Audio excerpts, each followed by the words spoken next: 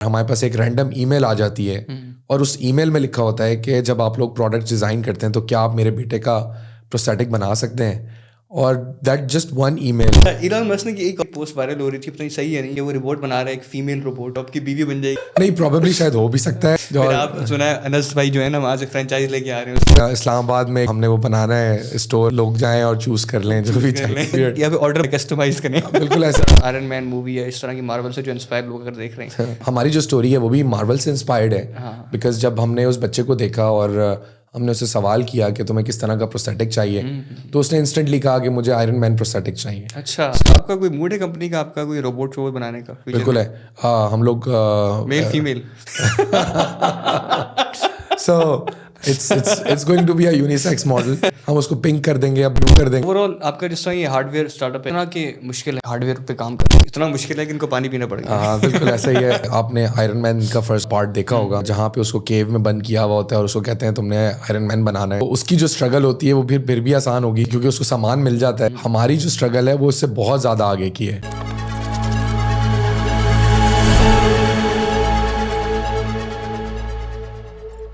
अस्सलाम वालेकुम, welcome to another episode of THS। आज हमारे साथ बहुत खास मेहमान मौजूद हैं, all the way from Karachi, mister Anas Niaz साहब, जो कि CVO है, chief visionary officer of Bionics, जो कि आर्टिफिशियल लिम्ब्स वगैरह बनाती हैं। हाँ बिल्कुल, उसमें जाते हैं डिटेल में वगैरह में क्या क्या है और प्लस विस्कॉस जो एक डिज़ाइन ओरिएंटेड कंपनी है जो प्रोडक्ट्स वगैरह बना के देते हैं, सर्विस बेस्ड कंपनी ना।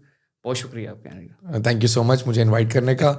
And it's always a pleasure कि लाइक स्टार्टअप्स और इन सारी चीज़ों के बारे में बात कर रहे होते हैं एंड एवरीथिंग। सो जब भी पॉडकास्ट की इनवाइट आती है और स्पेशली उन लोगों की जो एक्चुअली अपने कंटेंट से लोगों को एजुकेट करना चाहते हैं, तो ऑब्वियसली इट्स लाइक समथिंग जो कि बहुत मोटिवेट करते हैं। अच्छा, ये बड़ी आपने बात की एजुकेशन के अंदर। अच्छा, कुछ लोग कमेंट्स वगैरह में लिख भी होते हैं, तो बड़े बड़े यूट्यूबर्स पे भी लिख रहे होते हैं, यार क्या ये सीरियस कन्वर्सेशन है, कुछ मजाक मस्ती करो, क्या कहाँ लग गए हो।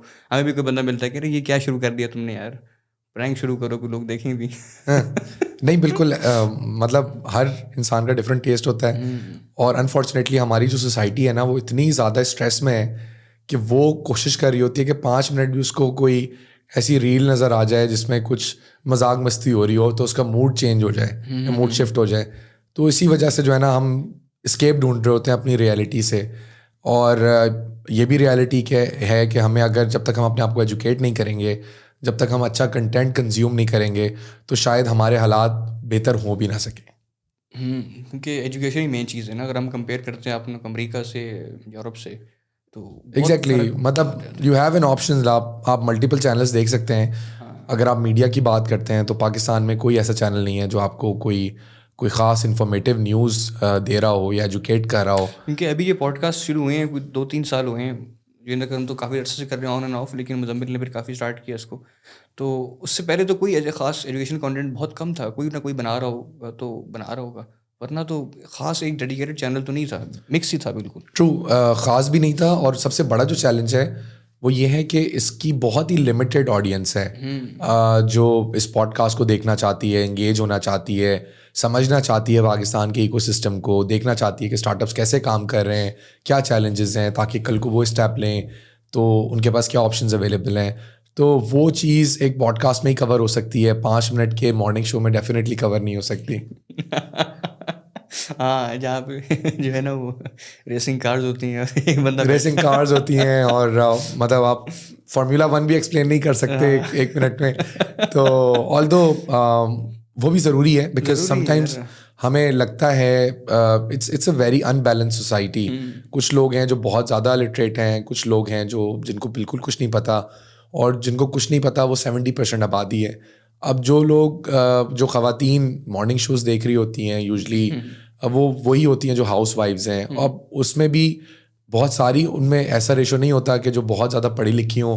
तो फार्मूला 1 प्रॉबेबली हमारे लिए बहुत कॉमन है, लेकिन एक हाउस वाइफ जिसने स्कूल नहीं देखा, कॉलेज नहीं देखा और उसकी शादी हो गई, तो उसके लिए फार्मूला 1 इज़ प्रॉबेबली वो शायद दूध का डब्बा जो फार्मूला 1 हो, या वो उसको रिलेट नहीं कर सकते, राइट। तो समटाइम्स एंकर्स को इस तरह के सिली क्वेश्चंस पूछने पड़ते हैं ताकि उनकी जो ऑडियंस है वो अंडरस्टैंड कर सके। तो उसमें क्रिटिसिज्म भी होता है, बहुत सारी चीज़ें होती हैं, तो वो आप दोनों वेज से, क्योंकि I am just sharing you this is cover कर रहे हैं, अच्छा कवर कर रहे हैं। नहीं, बिकॉज हमने पूछा था, we were in the show, अच्छा। तो निदा यासिर ने खुद बताया कि यार देखो, आई रियली वांट कि आप जैसे लोगों को हम बार बार शोज पे बुलाएं, लेकिन प्रॉब्लम ये है कि हमारी जो मेजॉरिटी आवाम है वो देखना ही नहीं चाहती, हमारी रेटिंग्स नहीं आती, और इस तरह के क्वेश्चंस हमें इसलिए पूछने पड़ते हैं क्योंकि हमारी जो मेजॉरिटी लोग है, मेजॉरिटी ऑडियंस है, वो इस चीज़ को अंडरस्टैंड ही नहीं करती है, तो विच सम एक्सटेंट सही भी है। वो अभी अगर रेटिंग के हिसाब से देखा है, निदर आयसर का मॉर्निंग शो पाकिस्तान के अंदर नंबर 1 में आते रेटिंग में, उसके बाद जी तो पाकिस्तान रमजान ट्रांसमिशन में जो आते हैं बिल्कुल साफ लगाएं, तो फिर लोग जो देख रहे हैं वही बनाएंगे ना। ऑफ कोर्स, मतलब जो लोग पसंद किया जाएगा। अब आप अगर एक टॉपिक पे बात कर रहे हैं और आपको लोग फॉलो करना शुरू कर रहे हैं, तो ऑब्वियसली आपकी भी कोशिश होगी कि यार दिस इज समथिंग जो चलता रहे। सही। अच्छा, बायोनिक्स पे आते हैं। बायोनिक्स के अंदर आपने कहा ये एक बिजनेस नहीं है, एक सोशल एंटरप्राइज है। हम बात कर रहे थे ऑफ एयर ना, थोड़ा ऑडियंस के लिए बता दें कि ये करती क्या है। बायोनिक्स आर्टिफिशियल लिम्स बनाते हैं, टारगेट ऑडियंस क्या है, किसके लिए काम करते हैं? सो बायोनिक्स जो है वो एक, जैसे आपने मेंशन किया, एक सोशल एंटरप्राइज है, और जिसका मेन काम है वो बायो रोबोटिक्स के ऊपर काम करना है। जो बायो रोबोटिक्स होती है, it's a combination of robotics and the human itself. तो हम लोग असिस्टिव टेक्नोलॉजी पे बहुत ज़्यादा काम कर रहे होते हैं, और हम समझते हैं कि आगे आने वाले वक्तों में इंसान की जो बॉडी है उसको डिफरेंट गैजेट्स की ज़रूरत पड़ेगी। अब फॉर एग्जांपल, जैसे जैसे आप ग्रो कर रहे होते हैं, एज कर रहे होते हैं, तो आपके जो लिम्स हैं वो वीक होते जा रहे होते हैं, और इवेंचुअली इतनी वीकनेस हो जाती है कि आप उनको प्रॉपर यूज़ नहीं कर पा रहे होते हैं। तो वहाँ पे फिर बायो रोबोटिक्स का रोल है, जो आपको प्रॉबेबली शायद आप अपने लिम्स चेंज करा लें, या लोग अपनी नी जॉइंट्स चेंज करा लेते हैं, या बाकी चीज़ें होती हैं। तो वो एक कॉन्सेप्ट है बायो रोबोटिक्स का। अब उसके अंदर मल्टीपल प्रोडक्ट्स आ जाते हैं। हम अभी आर्टिफिशियल लिम्स बना रहे हैं, जो स्पेसिफिकली आर्म्स बना रहे हैं, और आर्म्स भी हमने इसलिए चूज़ किया बिकॉज दुनिया में बहुत लिमिटेड कंपनीज़ हैं जो कि प्रोस्थेटिक आर्म्स के ऊपर काम कर रही हैं। अप्रॉक्सीमेटली 26-27 कंपनीज़ हैं ओवरऑल द वर्ल्ड। तो उसके मल्टीपल चैलेंजेस हैं। एक के जो प्रोस्थेटिक आर्म है उसको लाइट वेट भी होना है, उसको ड्यूरेबल भी होना है, और हाईली फंक्शनल भी होना है। तो लेग्स के अंदर इस तरह का केस नहीं होता। तो like there are lot of dynamics. फिर जो आर्म के साथ बंदा काम कर रहा है, तो उसका जो काम है वो ऐसा नहीं है कि अगर मैं यहाँ पे बैठा हुआ हूँ तो मैं अभी अपने हाथ मूव कर रहा हूँ, लेकिन मैं ओवरऑल अपनी एक स्टेशनरी पोजीशन में हूँ, मेरी लेग्स मूव नहीं कर रही हैं, तो लेग्स के ऊपर इतना ज़्यादा लोड भी नहीं होता। सही, इसलिए आपने वो चूज़ किया। ये भी चूज़ किया था। दूसरी चीज़ जो हमने फर्स्ट केस डिसेबिलिटी का अपनी लाइफ में देखा था, वो था ही ऐसा, जो एक बच्चा था, उसका 5 साल का, उसका हाथ ही नहीं था। और ये भी बड़ी इंटरेस्टिंग स्टोरी है कि जैसे हम विस्कॉस में काम करते हैं, प्रोडक्ट डिज़ाइन करते हैं, डेवलप करते हैं, और हमारे पास एक रैंडम ईमेल आ जाती है, और उस ईमेल में लिखा होता है कि जब आप लोग प्रोडक्ट डिज़ाइन करते हैं तो क्या आप मेरे बेटे का प्रोस्थेटिक बना सकते हैं। और that just one email made us foundation. और उसको हमने लिया, सीरियस लिया, उसको देखा, उनको बुलाया, उस फैमिली से मिले, उस बच्चे से मिले, एंड देन उसकी नीड आइडेंटिफाई की, उसके लिए कुछ बनाने की कोशिश की, एंड जब उसके लिए कुछ बन गया तो थोड़ी सी रिसर्च की तो पता चला कि यार दिस इज़ जस्ट एक बच्चे का मसला नहीं है, ये दुनिया में 57.7 मिलियन लोगों का मसला है, और उनके पास कोई सोल्यूशन नहीं है। 80% लोगों के पास कोई सोल्यूशन नहीं है, just because they are not able to afford, they don't have the access. तो हमने कहा यार चलो लेट्स डू समथिंग, और अब उस ईमेल की वजह से आज 8 साल हैं कि हम यहाँ पे मौजूद हैं।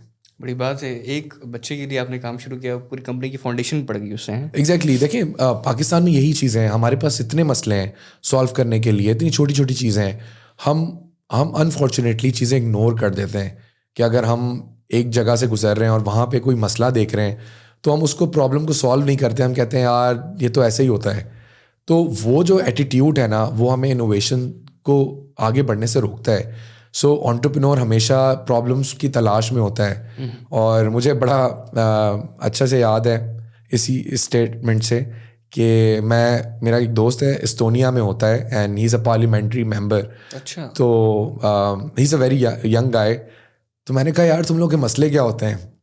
तो उसने कहा यार इस दफ़ा हम लिटरली सोच रहे हैं कि इस दफ़ा इलेक्शन के अंदर हम कौन सा मसला हाईलाइट करें जिसके ऊपर हम पब्लिक का ओपिनियन लें और लाइक कैंपेन करें।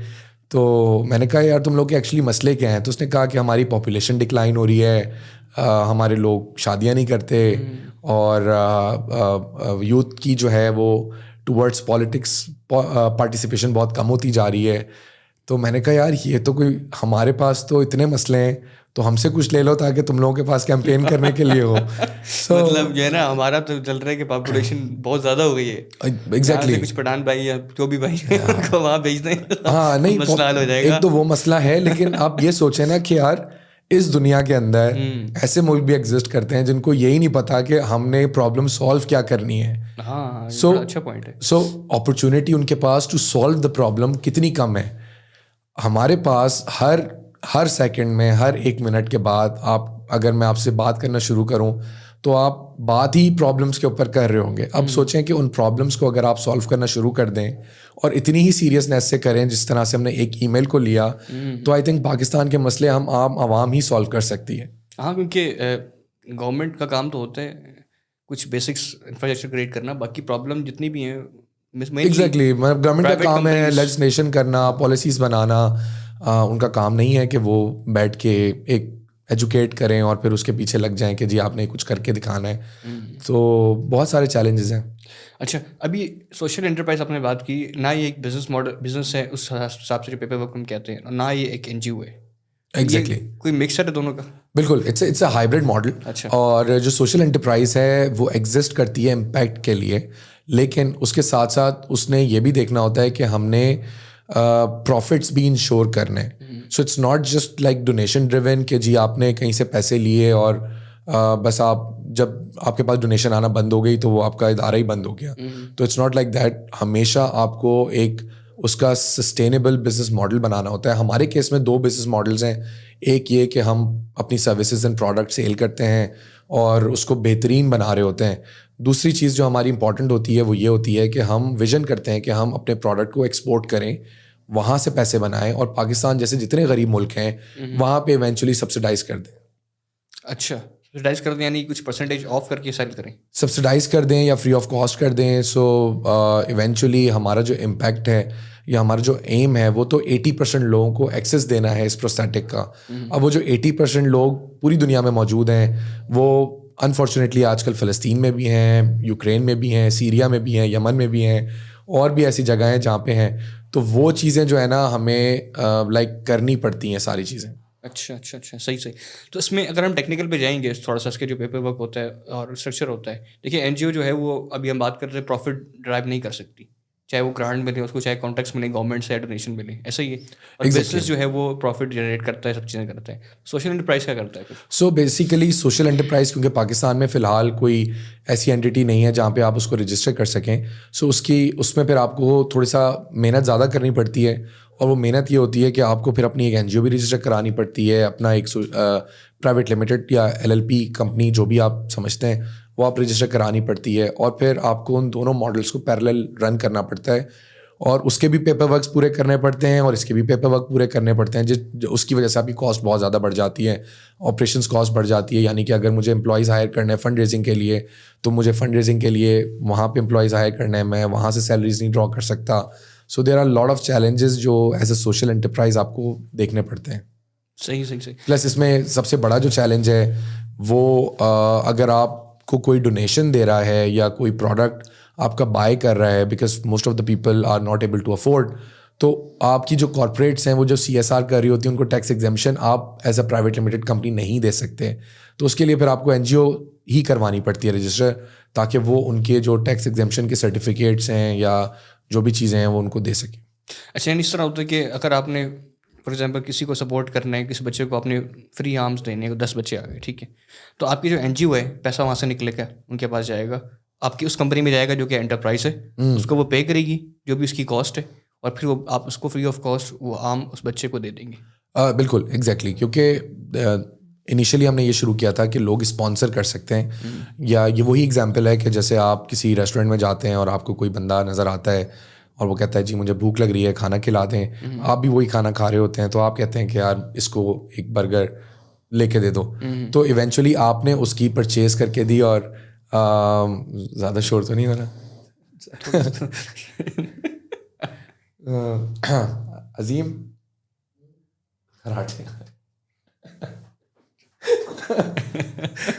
अच्छा जी।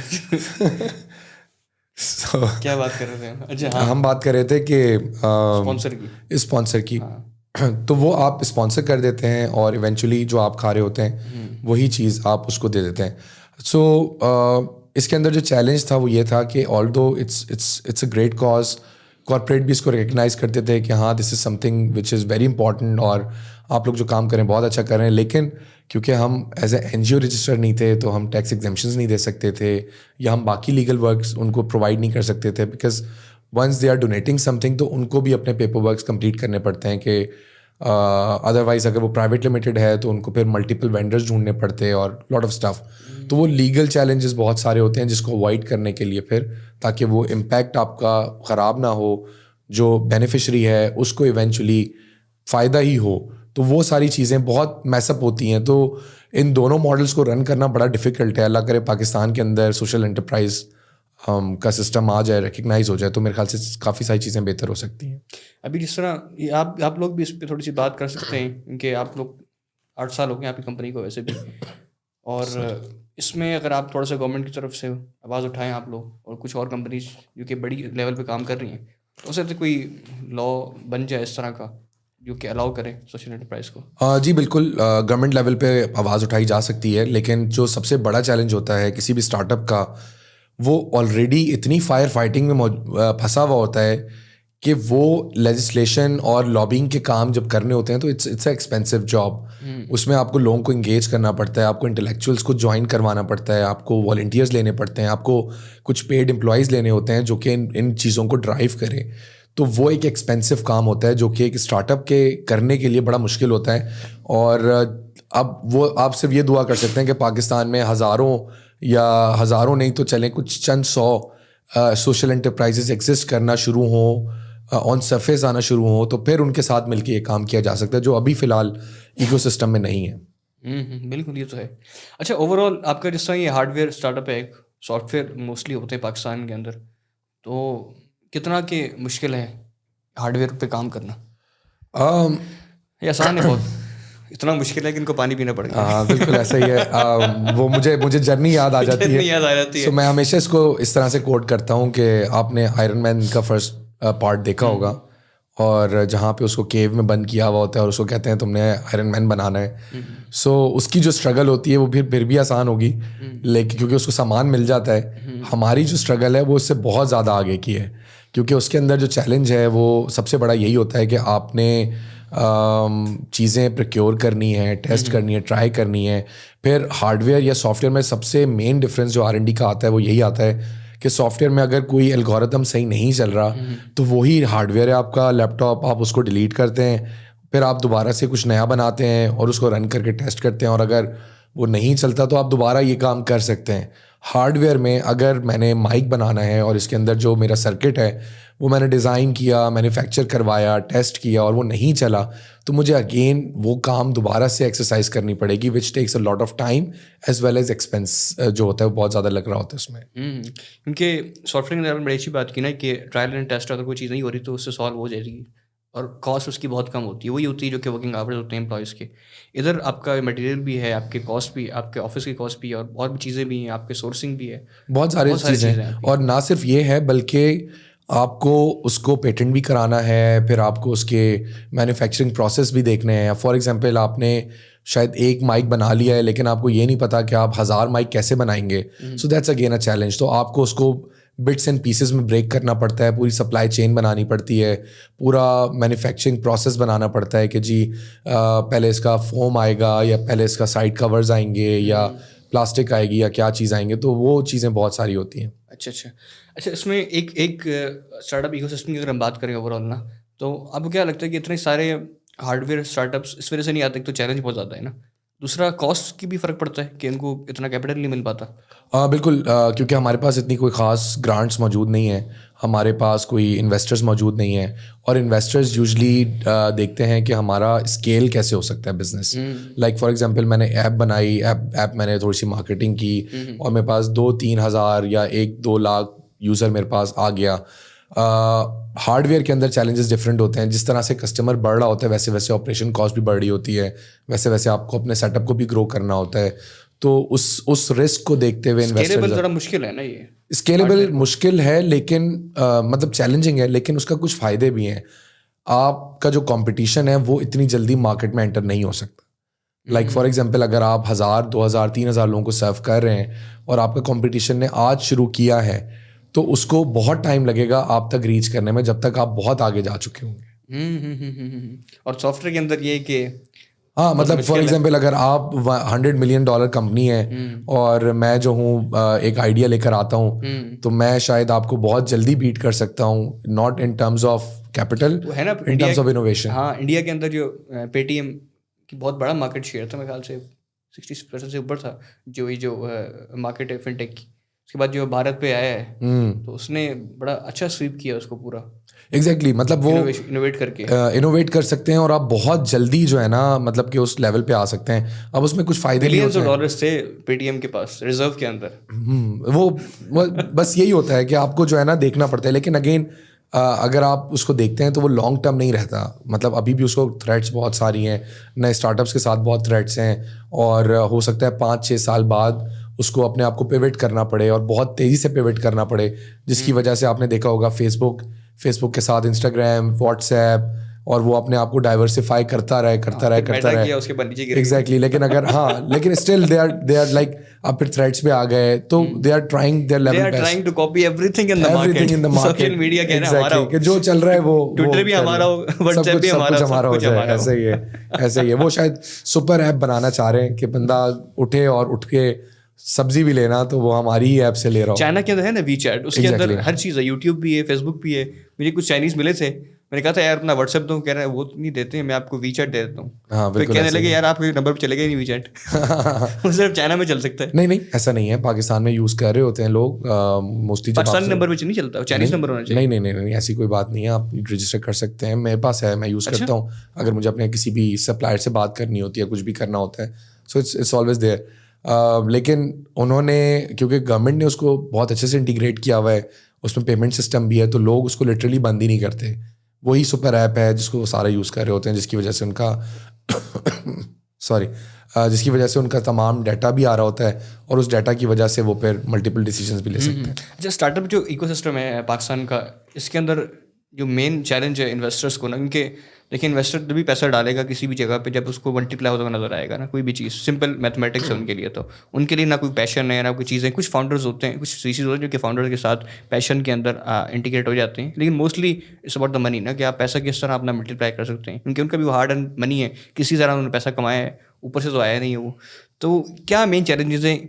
फंडिंग अगर जो नहीं मिल पाती लोगों को, बिजनेस को, स्टार्टअप्स को, या फिर जो मिल जाती है और फिर वो प्रॉफिटेबल नहीं बन पाता। सो मेजरली जो मुझे नज़र आता है वो दोनों की गलती है उसमें। ऑब्वियसली स्टार्टअप्स भी हैं, बिजनेस, क्योंकि अभी तक वो इकोसिस्टम या इतने लोग डेवलप नहीं हुए हैं, उसके साथ साथ इन्वेस्टर्स की भी है। क्योंकि अगर आप देखते हैं पाकिस्तान से आज तक कोई भी ग्लोबल कंपनी ऐसी नहीं है जिसको आप कह सकते हैं कि जी ये एक पाकिस्तानी ब्रांड है और आप बहुत फ्रीक्वेंटली उसको देख रहे होते हैं। इसकी क्या वजह? उसकी ये वजह है कि हमारे जितने भी इंडस्ट्रियल्स हैं या जो बड़े एलीट्स हैं जो बिजनेस कर रहे हैं, वो एक बिज़नेस बनाते हैं। लेट्स सपोज अगर उन्होंने एक कॉटन फैक्ट्री बनाई, तो वो कॉटन फैक्ट्री को इतना बड़ा नहीं कर रहे कि वो स्केलेबल हो जाए और पूरी दुनिया को सप्लाई करे, बल्कि वो कॉटन फैक्ट्री के बाद बोलेंगे अब सीमेंट फैक्ट्री बनाते हैं, फिर कहते हैं कि चलो हम ये बनाते हैं। तो वो अपने आप को इतना डाइवर्स कर देते हैं जिसकी वजह से जो एक्चुअल बिजनेस जो ग्लोबल लेवल पे जा सकता था उसको ही आप अपॉर्चुनिटी मिस कर जाते हैं।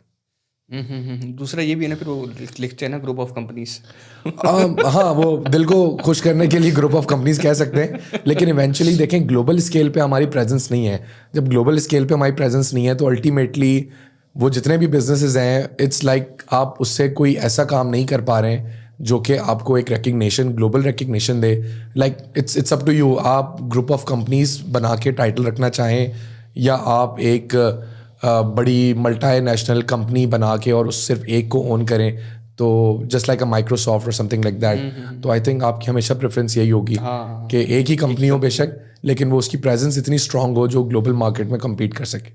अब जिस तरह हम अगर फ्लिपकार्ट को देखते हैं ई कॉमर्स की मार्केट के अंदर ना, तो फ्लिपकार्ट ने अमेज़ॉन को ही कॉपी एक सेंस में किया था, लेकिन बहुत सारी चीज़ें इनोवेट की, सप्लायर्स को इंटीग्रेट किया, हर चीज़ किया। अगर ये चीज़ हम देखा रहे, गवर्नमेंट ने भी काफ़ी साथ दिया पेमेंट गेटवे। पाकिस्तान के अंदर फॉर एग्जांपल अपने चाइना से माल मंगवाना है, पेमेंट भेजनी है, तो वो बहुत सारे गेटवे के इश्यूज़ हैं गवर्नमेंट लेवल के ऊपर भी। तो वो जब तक सॉल्व नहीं होंगे, देखिए ना फॉर एग्जांपल अमेज़न का जो काम है, आपको थोड़ा सा आइडिया होगा इसका।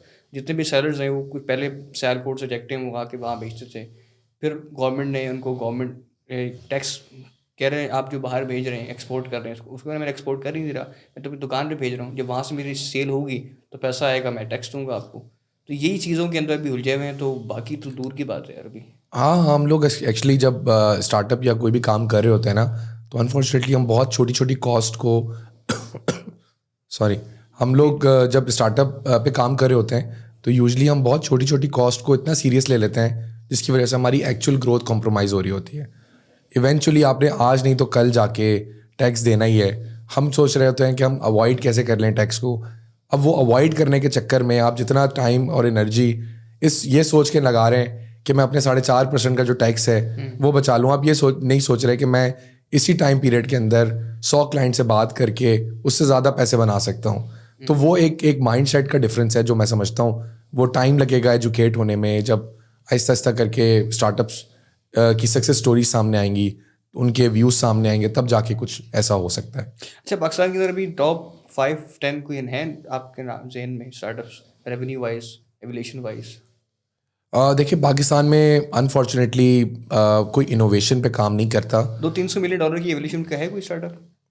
मेरे ख्याल से बाइकिया होगा, इस तरह से करीम होगा, ट्रैक्स की भी काफ़ी है, ट्रैक्स होगी, और भी मोबिलिटी के उसके अंदर हैं। अभी जो स्टार्टअप है फाइनेंशियल उसका है।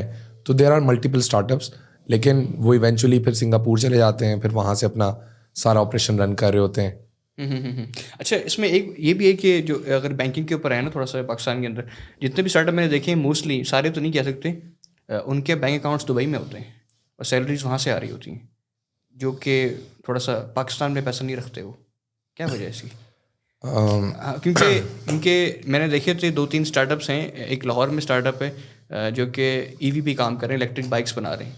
तो उसको वो इनोवेट कर रहे हैं, उनके पास कुछ एक ख़ास मॉडल है, नाम भूल गया उसका, काफ़ी अच्छा काम कर रहे हैं वो। उनका भी जो है वो बाहर है दुबई के अंदर, और 3-4 और कंपनीज हैं। नहीं, देखें, आपका पाकिस्तान में ही? हमारा पाकिस्तान में भी है, US में भी है। अच्छा, तो डिफरेंट जगहों पर है। लेकिन एक्चुअली होता ही है कि पाकिस्तान नहीं, एशिया की अगर हम बात करते हैं तो जितने भी स्टार्टअप्स हैं वो अपने आप को या तो सिंगापुर में रजिस्टर करते हैं या तो दुबई में रजिस्टर करते हैं।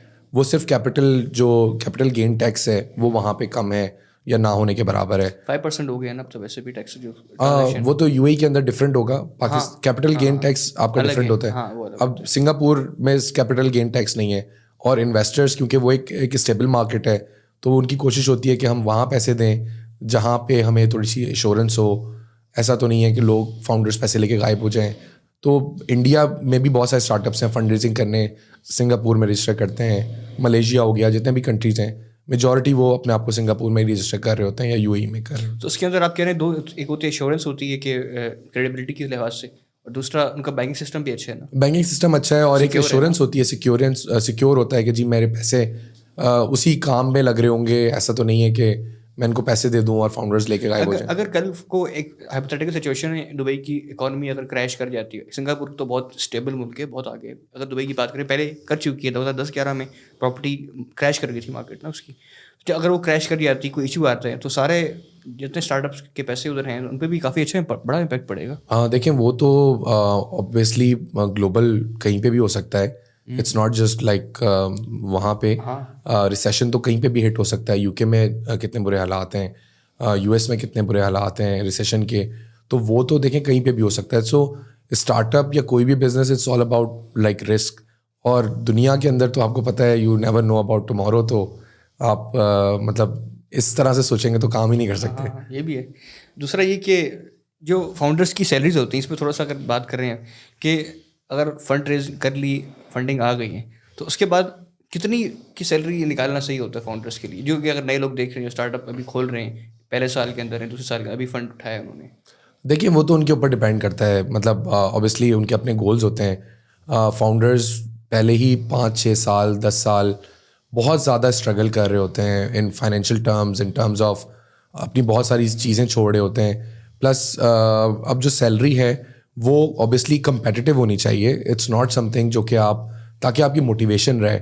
So obviously at the end of the day आप जो भी काम कर रहे हैं वो इसीलिए कर रहे हैं कि आपकी फाइनेंशियल जो हेल्थ है वो इम्प्रूव हो सके. अदरवाइज तो उसका कोई मकसद ही नहीं बनता. लेकिन अगर आप कहें कि जी मैं फंडिंग भी ले ली है, सब कुछ ले लिया, बिजनेस भी स्टेबल हो गया, लेकिन अभी भी मैं वही स्ट्रगल करूँगा जो स्ट्रगल मैं शायद 6 साल पहले कर रहा था, तो वो तो मतलब I don't think so it's the right way to go. Comparative होनी चाहिए, ओवर कंपैरेटिव भी नहीं होनी चाहिए कि जी आप सारा फंडिंग का पैसा खा जाए. हाँ, मतलब आप जो है वो 2-2 3-3 करोड़ सैलरियां ले रहे हो. ये हो चुका है पाकिस्तान में. आई नो होता है, लेकिन इवेंचुअली वो फिर सस्टेन नहीं करता, राइट. वो फिर आप अपने ही स्टार्टअप जो आपने इतनी मेहनत से बिल्ड किया होता है वो आप खाना शुरू कर जाते हैं. क्योंकि कुछ लोगों ने तो मतलब इसी नीयत से किया था कि स्टार्टअप बंद हो जाए, इतनी रिडिकुलस अमाउंट ऑफ सैलरीज ली थी और फिर शो करा दिया कि अब तो लॉस में है और बिजनेस बंद हो गया. देखें, वो भी मल्टीपल चीज़ें होती हैं. इवेंचुअली आप वीसीज को तो रिपोर्ट कर ही रहे होते हैं, अपने इन्वेस्टर्स को रिपोर्ट कर रहे होते हैं.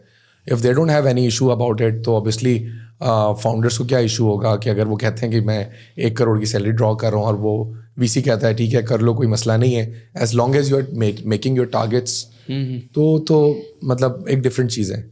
It all depends upon the like the deal कि आप किस तरह से डील कर रहे हैं. अच्छा, आपकी कंपनी के ऊपर आते हैं. अगर आपकी कंपनी जो फ्यूचर के अंदर कोई ऐसा गोल है कि सुपर ह्यूमन टाइप चीज़ें बनाने का, बिल्कुल है. पर लग जाए इंसानों को उड़ें.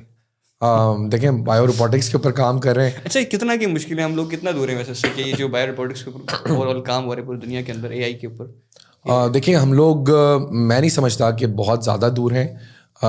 हार्डली 10 साल मैक्सिमम. 10 साल के अंदर आप बहुत मेजर चेंजेस देखेंगे, स्पेशली जब से ये जनरेटिव एआई आई है तो चीज़ें प्रोग्राम करना थोड़ा सा आसान हो गया है. और विद टाइम जो है जो डाटा कलेक्ट हम कर रहे हैं उसकी वजह से बहुत चीज़ें आसान होती जा रही हैं. और इवेंचुअली आहिस्ता आहिस्ता करके जब वो ह्यूमन की जो बॉडी से आपको डाटा मिल रहा है वो रिफ़ाइन होता जा रहा है. तो जब वो रिफ़ाइन होता जा रहा है तो इवेंचुअली जो डिसीजन लेना है आपने किसी भी मशीन ने, वो उसके लिए भी आसान हो जाएगा. तो मुझे लगता है कि आने वाले मतलब 8 से 10 सालों के अंदर आप सुपर ह्यूमन्स देखेंगे. अब आप ये सोचें कि पाकिस्तान जैसा एक मुल्क, वहाँ पे आप छोटे से गांव में भी चले जाएं और वहाँ पे एक बच्चा बायोनिक आर्म पहन के साइकिल चला रहा है. सो इट्स नॉट समथिंग जो कि आप साई-फाई मूवी में मतलब इमेजिन करते हो. तो वही चीज़ आपको पाकिस्तान के अंदर नज़र आ रही है जो कि इतना पीछे है दुनिया से. तो आई एम श्योर दुनिया के अंदर बहुत सारी चीज़ों पे काम हो रहा है. तो उसके बारे में थोड़ा बहुत आप लोग पढ़ते रहते हैं, रिसर्च करते रहते हैं? ना सिर्फ पढ़ते रहते हैं बल्कि बिल्कुल ना सिर्फ पढ़ते रहते हैं बल्कि we are part of lot of groups जहाँ पे हम लोग ग्लोबल लेवल पे चीज़ें डिस्कस कर रहे होते हैं, डिज़ाइन कर रहे होते हैं और देख रहे होते हैं कि वहाँ पे क्या ट्रेंड्स हैं. अब जिस तरीके से अभी हम लोग जैसे ग्लोबल एक चीज़ है AI फॉर गुड, उसका कंपटीशन होता है ग्लोबली, जेनीवा के अंदर ITU कराती है, उसके अंदर हम लोग अभी विन हमने किया है. सो अब जब हमने उसको विन किया है तो उसके बाद we have an access to lot of network जिसमें सैम ऑल्टमैन भी है और इस तरह के लोग हैं जो कि एक जगह बैठ के we will be discussing about the future of AI. तो ये चीज़ें जो हैं वो फिर इवेंचुअली जो एक्सपीरियंस मुझे होगा या हमारी टीम को होगा वो फिर पाकिस्तान के इकोसिस्टम को इस तरह के पॉडकास्ट से भी चीज़ें सीखने को मिल सकती हैं. या obviously they can contact us and ask lot of questions about the future of AI और the future of the revolution that is going on. अच्छा, इसमें ये जो चीज़ सुपर ह्यूमन की हम बात कर रहे हैं तो पहले क्या चीज़ ह्यूमन की मॉडिफाई या सुपर एनहेंस करने की रिसर्च हो रही, काम हो रहा है, क्या चीज़ बढ़ाएंगे? देखें, दुनिया का जो सबसे बड़ा मसला है वो एजिंग पॉपुलेशन है. और एजिंग पॉपुलेशन एक सीरियस थ्रेट है जिसकी वजह से उनकी जो बॉडी फिज़िकल बॉडी है उसको स्ट्रेंथन करने की कोशिश की जा रही है. और उसके बाद फिर ऑब्वियसली उस ब्रेन को उतना एक्टिव रखना जितना एक्टिव वो पहले था, ताकि वो डिसीजन प्रॉपर लेगा तभी मशीन काम कर सकती है, राइट. तो इन दोनों चीज़ों पे साइमल्टेनियसली काम हो रहा है और कोशिश की जा रही है कि लोगों की मतलब एज को भी बढ़ाया जा सके और ना सिर्फ एज बल्कि एक हेल्दी बॉडी के साथ एज बढ़ाई जा सके. तो बहुत सारे लेवल पे काम हो रहा है. इसमें उन लोगों के लिए कि जो लोग बूढ़े हो चुके हैं उनको रिवर्स करना या फिर उन जवानों के लिए कुछ चीज़ इंप्लीमेंट करती जाए कि उनकी एज बहुत स्लो हो जाए? देखें, मल्टीपल चीज़ों पे काम हो रहा है बिकॉज ये जो स्टडीज़ होती हैं ये ऐसा नहीं है कि आपने आज की और कल ख़त्म हो गई. ये आपके 10 साल 20 साल बाद जाके इसके रिजल्ट्स आते हैं because it's a slow process. आपकी बॉडी ग्रो होती है एंड ऑल दोज थिंग्स. तो वो सारी चीज़ें हम देखते हुए जो है ना इट विल टेक टाइम, लेकिन eventually we are on that direction as well.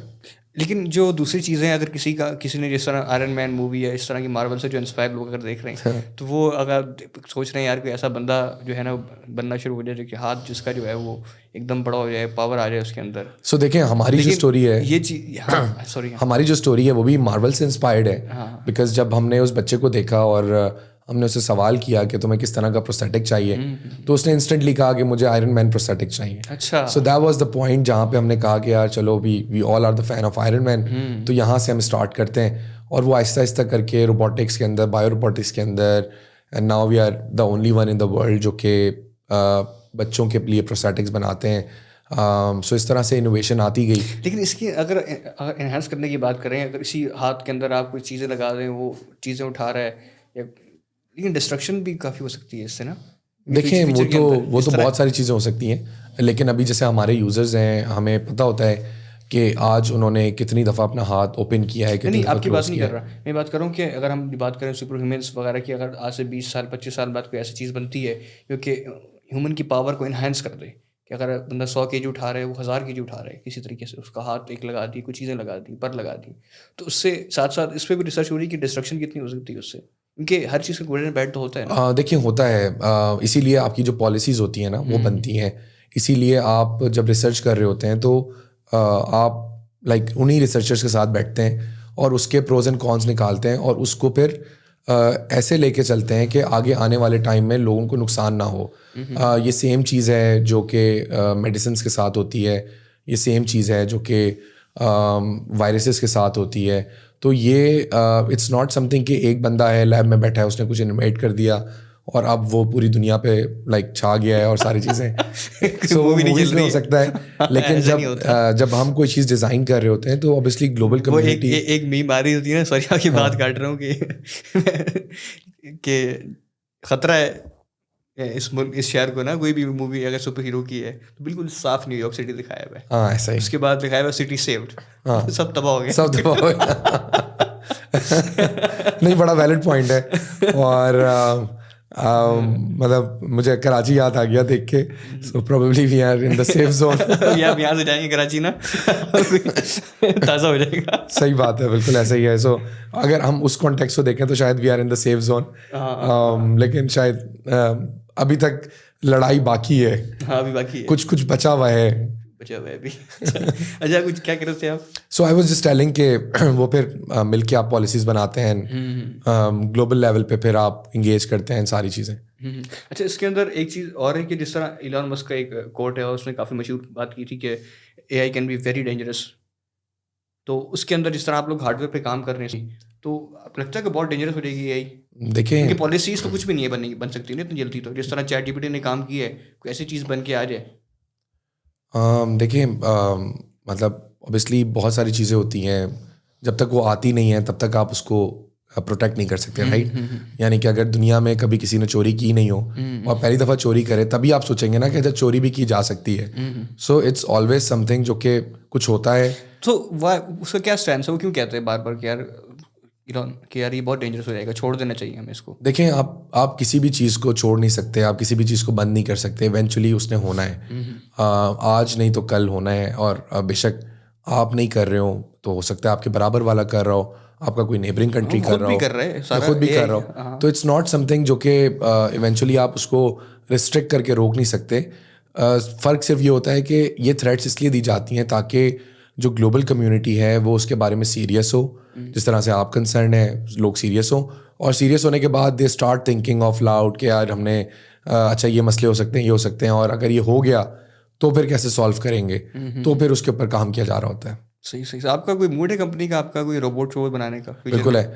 हम लोग male female so it's going to be a unisex model. So वो किसी को भी पा सकता है, लेकिन ये है कि अच्छा है, हम उसको पिंक कर देंगे या ब्लू कर देंगे, लेकिन उसमें भी लोग कहेंगे कि यार आपने एक कलर को किसी जेंडर के साथ कैसे मिला दिया। आपको पहले पूछना पड़ेगा कि आर यू अ मेल और which colour do you want. So I think वो कस्टमाइजेशन का बड़ा ऑप्शन आ जाएगा। मैं नाम नहीं लूँगा, एक पॉडकास्ट हमने किया था, एक ना औरत मार्च के रिप्रेजेंटेटिव हैं और इसी तरह से ना फेमिनिस्ट हैं, तो उन्होंने कह रही थी यार कि जो ट्रांस का सारा इशू है ना, और मैंने कहा कि you look like a girl, हाँ यस आपने सही कहा, I look like a girl, क्या पता मैं बॉय हूँ। मैंने कहा ये सही है। अब हमें पूछना पड़ेगा, आप लड़के अनस भाई आप क्या ये, हाँ नहीं उसमें भी डिफरेंट कॉन्सेप्ट आ जाते हैं कि आप अपने आप को क्या समझते हैं, like there are lot of, I think it's all about like confusions and all those stuff.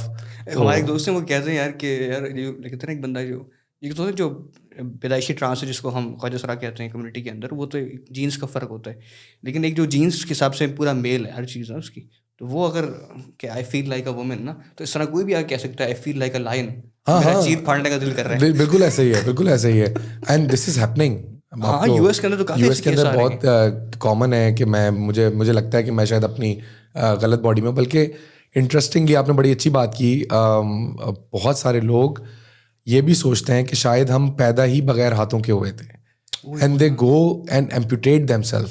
ये मैंने सच पढ़ी थी। सो लोग एम्पुटेशंस करवाते हैं और उनको पता नहीं क्या, उनको लगता है कि शायद हम गलत बॉडी के अंदर हैं और जिस बॉडी में हम पहले थे उसका हाथ नहीं था, तो जाके एम्पुटेशंस करा लेते हैं, and this is like crazy, this is crazy and insane, right.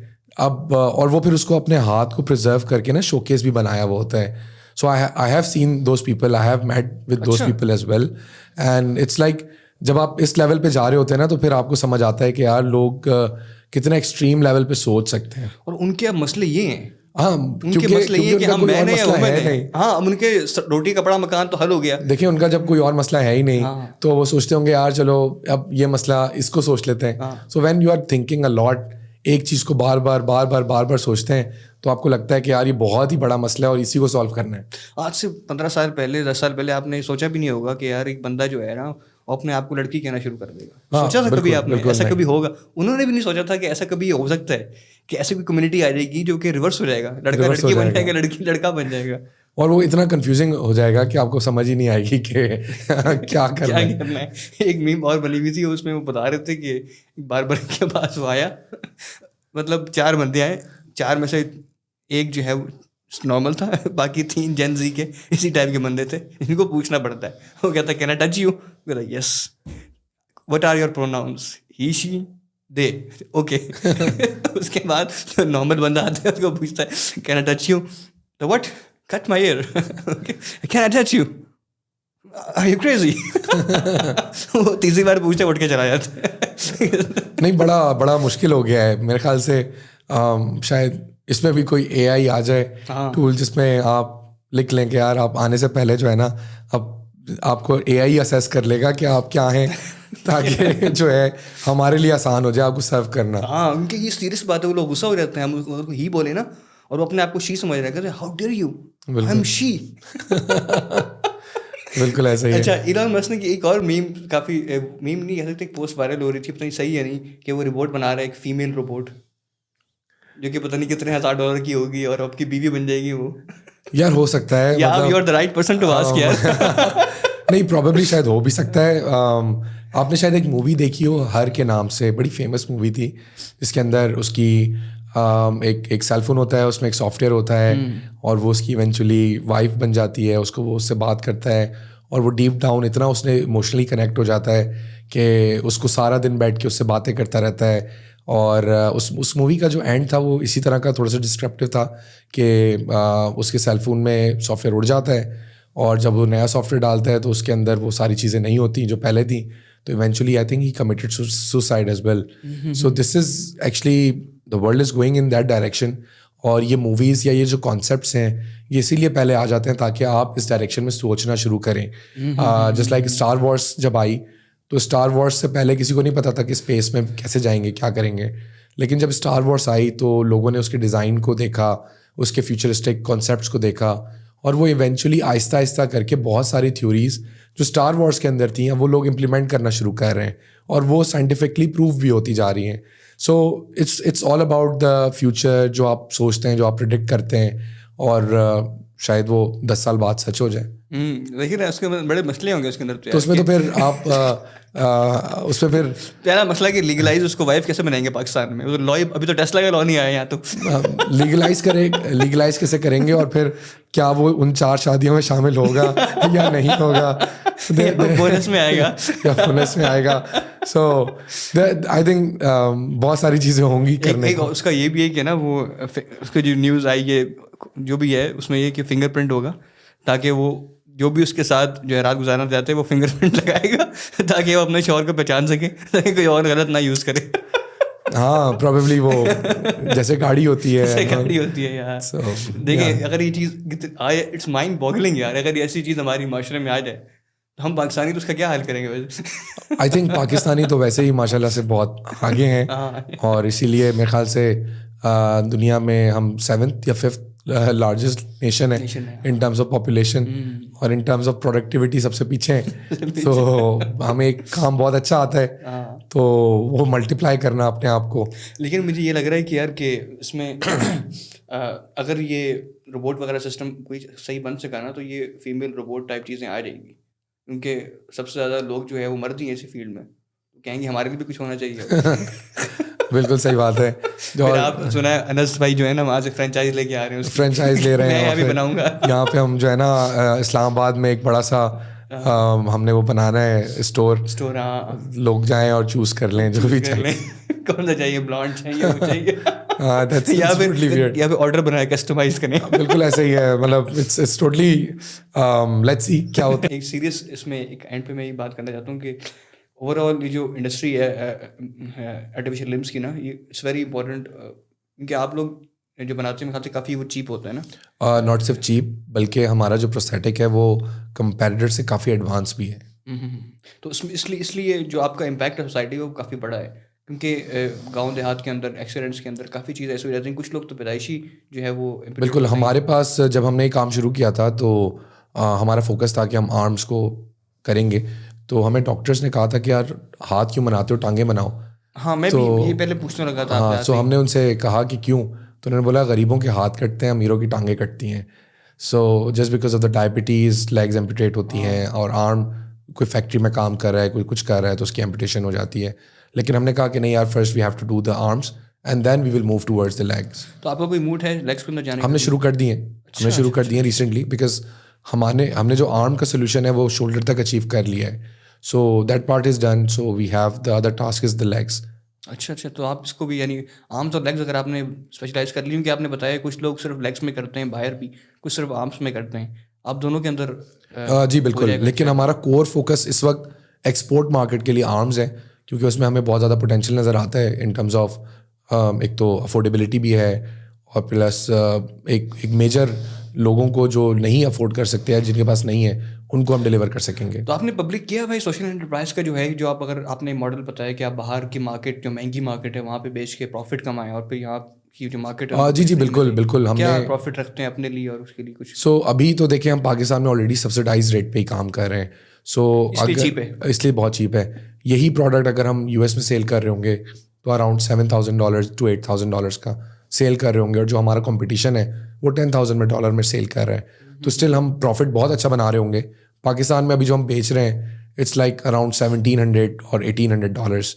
तो आप सोचें $1,800 कहाँ, $7,000 कहाँ, बीच का जितना भी मार्जिन है that will enable us to improve our R&D as well as हम अपने ऑपरेशंस इम्प्रूव कर सकेंगे। हम अपने एक आर्म के बदले शायद 3 आर्म्स लोगों को डोनेट कर सकेंगे। तो वो एक प्रोसेस है, but again it's very difficult to sell a Pakistani brand in a global market, because हमारी रेपुटेशन अनफॉर्चुनेटली इतनी अच्छी नहीं है। तो हमें जो है वो थोड़ी सी ज़्यादा स्ट्रगल करनी पड़ती है। इसमें अभी आपने कुछ बेचे बाहर? अभी जो हमने बेचे हैं वो लोग आके लेके गए यहाँ से। अच्छा। लेकिन वो पाकिस्तानी ही थे जो लेके गए, लेकिन we are trying our level best कि हम बाकी जगहों पे भी अपनी फ्रेंचाइजेस दें या डिस्ट्रीब्यूशन चैनल्स बनाएं। क्योंकि आपका हार्डवेयर का काम है, तो मेजरमेंट्स लेना, चीज़ें लेना, वहाँ पे आपके ऑफिस। सो मेजरमेंट्स में हमने उसको डिजिटलाइज कर दिया है, सो लोगों को हमारे पास आने की ज़रूरत नहीं है, वो अपने मोबाइल से मेजरमेंट्स भेज सकते हैं और वो अपने घर पे रिसीव कर लेंगे अपना प्रोस्थेटिक। कोई इशू आया इसके अंदर फिर? वो ऑनलाइन कनेक्ट हो जाता है हमारा। नहीं मतलब अगर कोई मेजरमेंट कोई इशू आ गया वापस भेजेंगे आपको फिर? नहीं, पूरा आर्म नहीं आएगा, सिर्फ एक सर्टेन पोर्शन आएगा जो कस्टमाइजेशन होती है, और वो वापस नहीं आएगा, वो वहीं से उनको डिलीवर हो जाएगा जो उनका बेहतर डिज़ाइन होगा। अच्छा, तो पूरा मॉडल आपका तैयार है इसके ऊपर ना? जी, हमारा पूरा मॉडल तैयार है, और बिकॉज हमारा जो प्रोडक्ट है अनफॉर्चुनेटली वो वॉर जोन्स में ही काम आता है, तो उसका जो बिजनेस मॉडल है वो इस तरह से बना हुआ है कि हमें किसी की भी डिपेंडेंसी नहीं है, और किसी भी रिमोट एरिया में हम उसको पहुंचा सकते हैं। सही। तो अभी आप जो लोग अगर देख रहे हैं, अगर स्टार्टअप के अंदर आना चाहते हैं, हार्डवेयर वाले के अंदर ना, तो उनको क्या कहना, मोटिवेट कैसे करेंगे, क्यों आना चाहिए उनको? सो आई थिंक अगर आपका किसी भी काम में लाइक पैशन है, अगर आप समझते हैं कि यार this is the problem that strikes you, और आपको लगता है कि यार ये एक ऐसी प्रॉब्लम है जिसको आप चाहेंगे कि आप सॉल्व करें, और बोर नहीं होंगे आप उसको सॉल्व करने से, सो हमारे लिए बड़ा अच्छा होता है जब हम लोगों की लाइफ चेंज होते हुए देखते हैं। So that's the only thing that drives अस कि यार एक बंदा आया शॉल लेके छुपता हुआ, किसी से बात नहीं कर रहा, और अचानक से उसको एक प्रोस्थेटिक लग गया, वो फैमिली से बातें कर रहा है, आम लोगों की तरह इंटरेक्ट कर रहा है, खाना खा रहा है, 5-5 साल 10-10 साल बाद अपने हाथों से कुछ कर पा रहा है, और उसके टीयर्स आ रहे हैं, वो बड़ा एक इमोशनल मोमेंट होता है उसके लिए, उसकी फैमिली के लिए। सो वही कुछ चीज़ें होती हैं जो हमें ड्राइव कर रही होती हैं कि यार बहुत मुश्किल काम है, पाकिस्तान में रहते हुए बहुत मुश्किल काम है, लेकिन this is something that motivates अस कि यार अगर हमने ये काम बंद कर दिया तो इन जैसे लोगों का क्या होगा। सो वो इसी तरीके से आपको भी कोई ऐसा प्रॉब्लम ढूंढना पड़ेगा जो आप चाहते हैं कि यार इसको सॉल्व करने से कभी आप थकेंगे नहीं। ज़बरदस्त। बहुत मज़ा आया आपके साथ बात करके। सेम यार। बहुत फन कन्वर्सेशन। मैं सोच रहा था बहुत सीरियस होगी, लेकिन हम निकल गए। नहीं, it's also depend upon the host, right, कि आप उसको किस तरह से मोल्ड करते हैं। और आई थिंक लोग ज़्यादा इंतज़ार कर रहे होंगे कि कब हम वो डॉल जो है ना लॉन्च करें। सो मेरे ख्याल से प्री ऑर्डर्स भी आना शुरू हो जाएंगे। हाँ, मैं आपको लिंक में डिस्क्रिप्शन में लिंक डाल देंगे इनका, प्री ऑर्डर के लिए डॉल का इनसे राब्ता करें। ट्रू।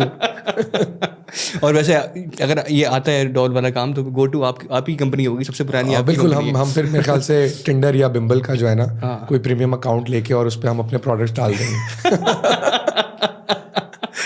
फिर तो लाजमी चलेगा आपका। बिल्कुल ऐसे ही। ये वो बहुत प्रॉफिटेबल मार्केट।